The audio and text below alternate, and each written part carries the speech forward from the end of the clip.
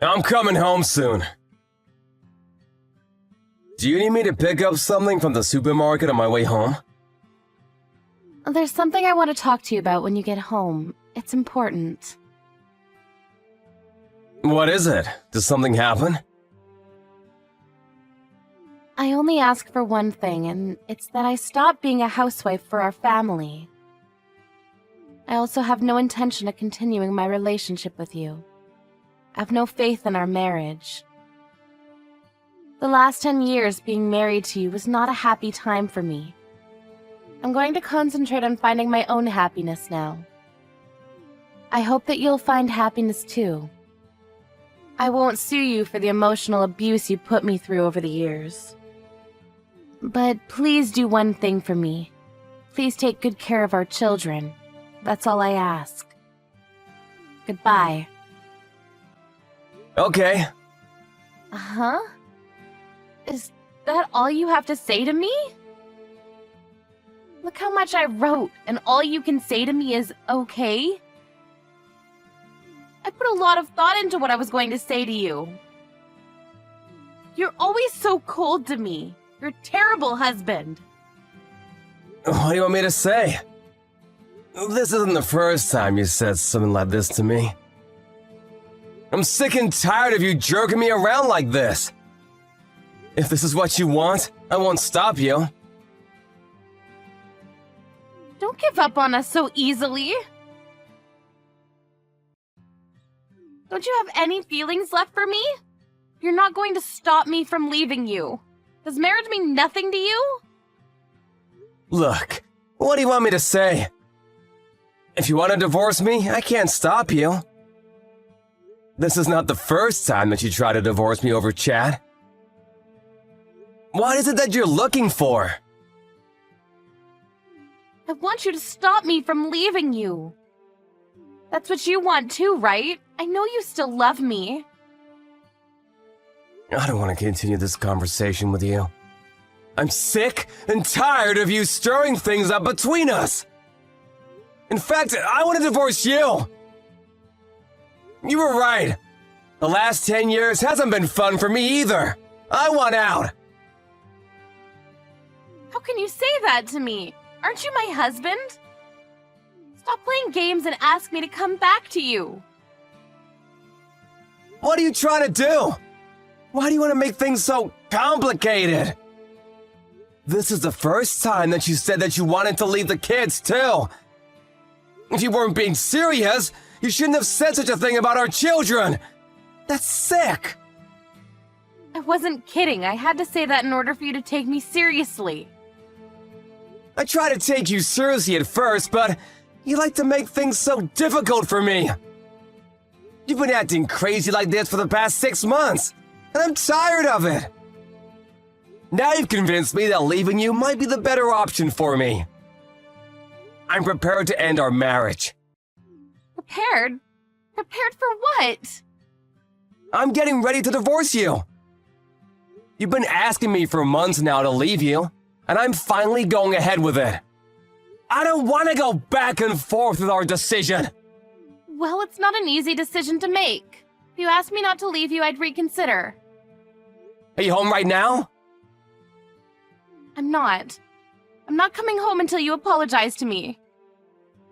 What do I need to apologize for? Your behavior! Even if it's your fault, you try to blame it all on me. I'd apologize if I thought that it was my fault. But this time, I don't think I've done anything wrong. It took me a long time for me to get the kids to go to sleep yesterday, but did you have to get so angry about something so small? If you're so good with the kids, couldn't you have tucked them in yourself? I want a little more help from you. Just because I'm good at something doesn't mean that I have to do everything on my own. It's not fair. That's what I call emotional abuse. You say that you're doing everything by yourself, but all you do is cook. You don't even work.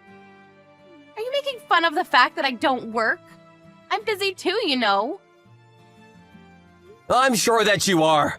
You take care of the kids and pick them up from school every day, so I'm grateful that you take such good care of the kids, but I also want you to understand that I work really hard too. And when I come home tired from work, you expect me to bathe the kids, clean the house, do the laundry, and vacuum? It's too much for me. And when you don't get what you want, or if things don't go your way, you storm out of the house and start sending me threatening chat messages. How do you think that makes me feel? That's why I decided that the next time this happens, I'm leaving you for good. Are you being serious right now? You're divorcing me? You can't live without me. Apologize to me now and I'll forgive you. If you beg me to come back to you, I'll do it.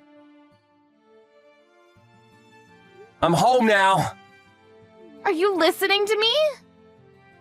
You left the kids unattended? Don't bring the kids into this. This is between us. Now listen to me. What if they were hurt? You're so irresponsible. Helen is only 3 years old. Sean is already in elementary school. He's old enough to take care of his little sister. What if they'd gotten injured? They can't take themselves to the hospital. What if a stranger comes by the house and they're kidnapped? Did you consider these things before leaving them by themselves? Don't try to change the subject by making it all about our kids. What about me and my needs? I've always prioritized your needs. But not anymore. I've had enough. What do you mean you've had enough? You should be begging for my forgiveness. I'm not gonna do that. Please, sign the divorce papers. You don't need to come home. What? How can you say that to me? You can't kick me out of my own house. Well, you're the one that left. You've been running away from home at least once a week for most of the year now. Did you think that I didn't know what you've been doing on those days that you weren't home? What are you talking about? You didn't think I was smart enough to figure out where you were, doing what? I know everything, so you can't deny it. Huh? I don't understand what this is about. You know what I'm talking about! Stop bluffing! Who is he, by the way? Who is who?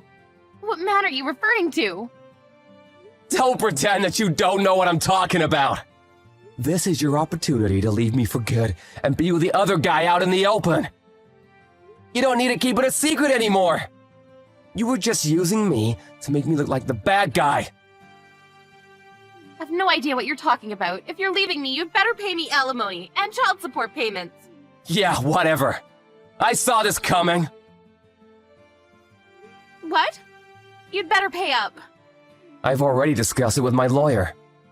They told me that I have no obligation to pay you any alimony. You're the one that cheated on me, so you owe me alimony. What are you talking about? You're the one that asked for the divorce. If you want me to say yes, then you should pay me alimony. I have a record of all of our chat history. The ones where you repeatedly asked me for a divorce. I can print them and hand them to the court at any time. Is that a threat? It's proof that I wasn't the one that asked for a divorce first. Not that I need that proof, since you're the one that's having an affair. You can't get away with not paying me any alimony. But what about the emotional abuse that you put me through? Things were hard for me too, you know. I didn't sue you for the emotional abuse because I didn't want our children to think any less of you. And you're going to sue me for cheating on you? It's not fair. I'm not going to pay you any money. Well, you don't have a choice if the court orders you to do so.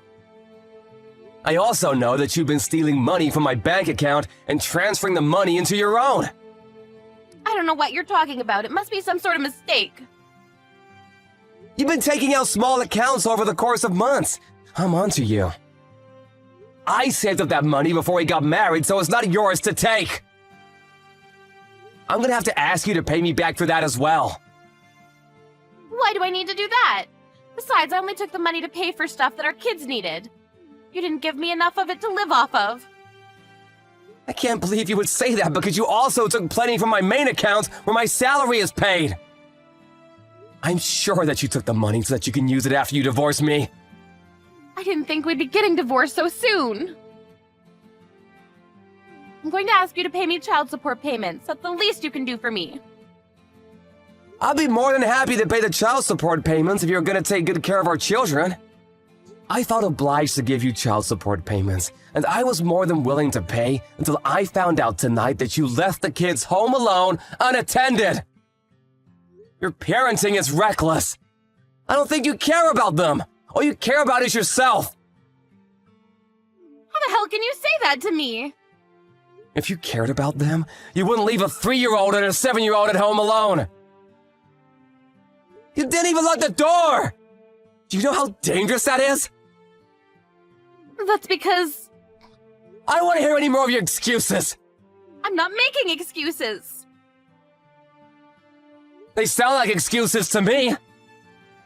There's no good reason for leaving your 2 young children unattended. You said so yourself at the start of this conversation. You want the kids to be taken care of, so I'll do what you ask me to. They'll be happy with me. I have one thing to ask of you as well. Please divorce me!